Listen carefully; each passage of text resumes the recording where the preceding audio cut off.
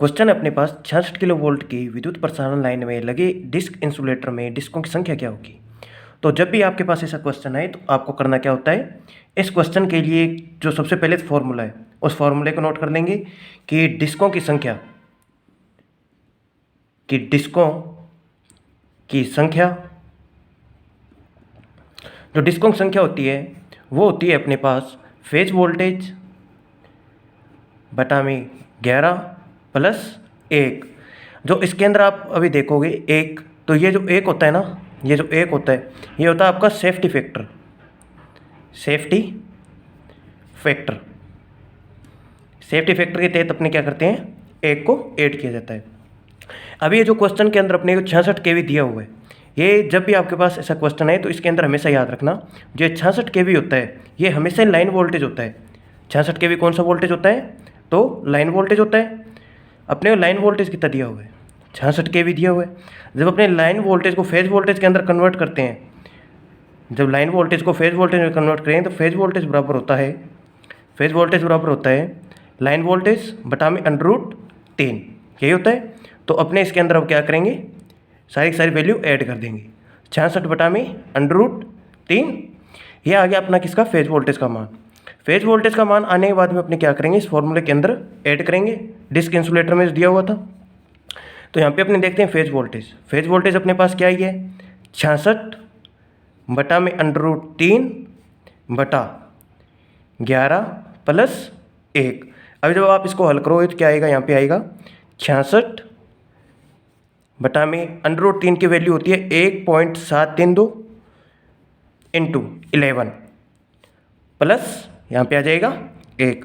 जब आप इसको हल करते हो तो क्या होता है कि 66 कर जाएगा 11 से कितने पे, 6 पे। यहाँ पे जो आगे वैल्यू आती है अपने पास वो वैल्यू आएगी क्या, 6। अब जब यहाँ से क्या हुआ कि ये पॉइंट लगे हुए हैं, जब पॉइंट को अपने हटाते हैं तो ऊपर क्या लग जाते हैं, शून्य। क्या लग जाएंगे, यहाँ पर 0 लग जाएंगे। 6000 बटा में क्या आ गया, 1732, और प्लस के अंदर अपना सेफ्टी फैक्टर जो 1 है। जब अपने इतने को हल करते हैं तो अपने पास जो वैल्यू आती है वो वैल्यू आती है, आप कैलकुलेशन करके भी एक बार देख लेना। जो अपने पास वैल्यू है वो आएगी अपने पास 3.46 प्लस 1। अब इसके अंदर देखने की बात ये होती है कि ये जो डिस्क का मान आ रहा है, ये क्या आ रहा है, डिस्क का मान आ रहा है। अभी ऐसा तो है नहीं कि आप एक डिस्क का आधा हिस्सा लगाएंगे, तो इसके लिए यहाँ पर क्या किया जाता है कि पॉइंट के बाद में जितना भी मान आए उसके लिए पूरी एक डिस्क को काम में लिया जाएगा। इसलिए यहाँ पर 3.46 जो आया है इसकी जगह क्या लिखेंगे अपने 4 प्लस इसके अंदर एक जो आपका सेफ्टी फैक्टर आ गया, ये जुड़कर कितना हो जाएगा, 5।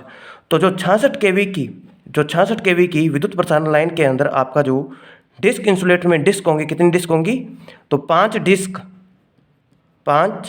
डिस्क उपयोग में ली जाएगी। ठीक है विद्यार्थियों।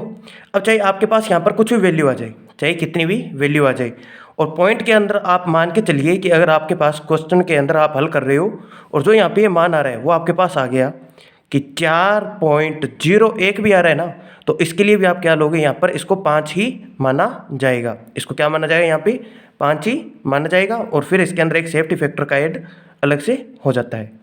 ठीक है, तो उम्मीद करता हूँ कि आपको ये क्वेश्चन समझ में आया होगा। इस क्वेश्चन के लिए अपने को सबसे पहले क्या देखना होता है, क्वेश्चन के अंदर जो वोल्टेज का मान दिया होगा वो हमेशा ही लाइन वोल्टेज होता है, और जो आपका डिस्क का मान होता है वो हमेशा ही फेज वोल्टेज पर निर्भर करता है। कौन सी वोल्टेज पे, फेज वोल्टेज पे। तो जो डिस्क का मान होता है, डिस्क हमेशा ही फेज वोल्टेज पर